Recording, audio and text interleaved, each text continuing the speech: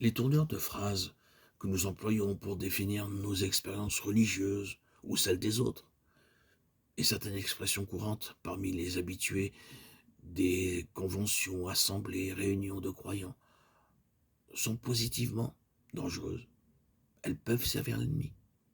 Ainsi, les mots posséder, contrôler, se livrer, s'abandonner, qui expriment bien la vérité lorsqu'il s'agit des rapports du chrétien avec Dieu, peuvent donner lieu à une interprétation telle qu'il détermine une intervention satanique. Alors, les esprits mauvais possèdent et contrôlent ceux qui se sont livrés et abandonnés aux puissances du monde spirituel sans savoir comment distinguer entre l'action de Dieu et celle de Satan. Certaines idées toutes faites sur la façon dont Dieu agit favorisent encore l'action des mauvais esprits. Ainsi, croire que lorsqu'un chrétien se sent contraint à l'action, ceci prouve que Dieu le guide. Ou bien être persuadé que Dieu rappelle tout ce qu'il faut dire, qu'il est donc inutile de recourir à la mémoire.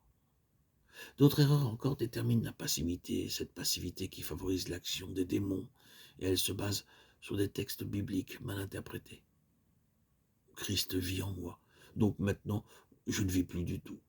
Christ vit en moi, donc j'ai perdu ma personnalité puisque c'est Christ qui vit personnellement en moi. Cette interprétation est basée sur Galates 2:20.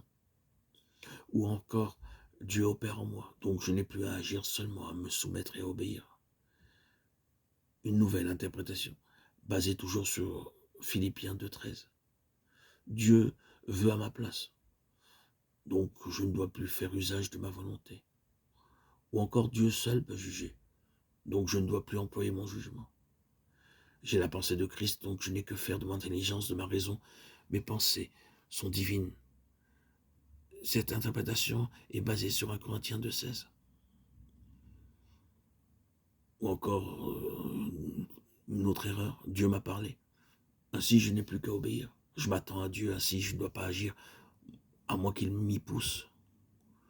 Dieu me révèle sa volonté par des visions, ainsi je n'ai plus besoin de décider ou d'en appeler à ma raison et à ma conscience. Je suis crucifié avec Christ. Par conséquent, je suis mort et je dois pratiquer la mort, c'est-à-dire la passivité, l'inertie des sentiments, des pensées. Et pour mettre sa vie d'accord avec ces interprétations diverses de la parole, le croyant réprime alors toute activité personnelle de son intelligence, de sa raison, de sa volonté. Il réprime toute action spontanée et libre, afin que la vie divine puisse s'épancher librement en lui.